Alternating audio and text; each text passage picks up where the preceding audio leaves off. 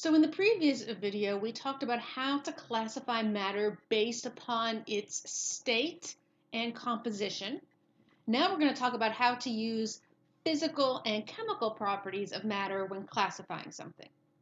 So a physical property of a substance is something that can be observed of that substance without it changing into something else. So I've got some lists here of different physical properties.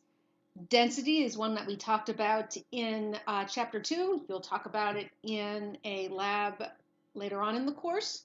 Density is a ratio of a substance's mass to volume. That is a physical property of a substance, as well as a substance's melting and boiling point. Color is also a physical property of a substance. Now, color, I talk about color in particular because that can sometimes be confused as a chemical change.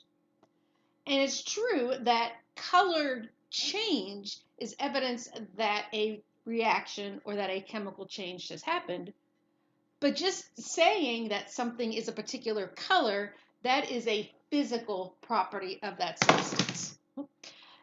So I believe that there's an example on the Canvas worksheet. If I was to say that a solution of copper is blue, that would be an example of a physical property.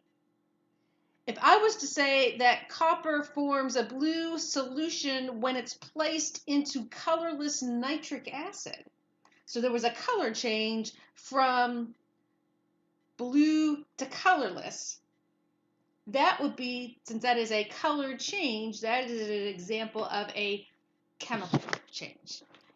And a chemical change is something that you can observe only when that substance has changed into fundamentally something else.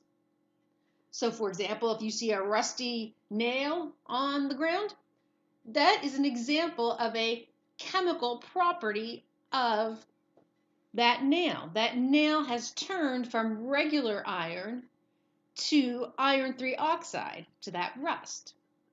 So things like rusting, corrosiveness, acidity, toxicity, flammability, those are all chemical properties of a substance.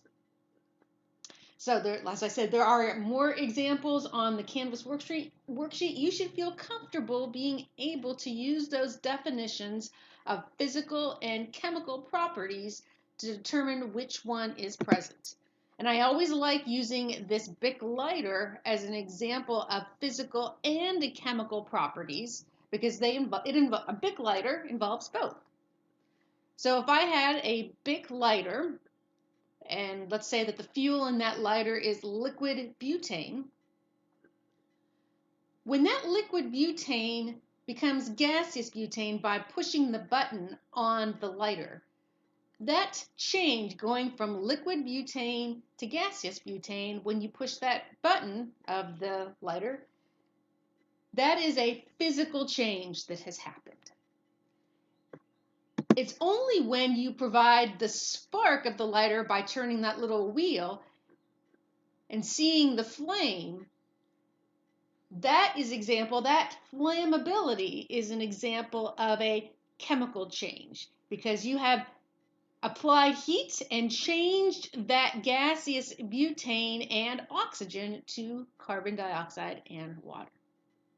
So I kind of like that example of the Bic lighter because it shows both physical and chemical changes in matter. And we're going to talk more about matter, conservation of matter, and conservation of energy in the next video.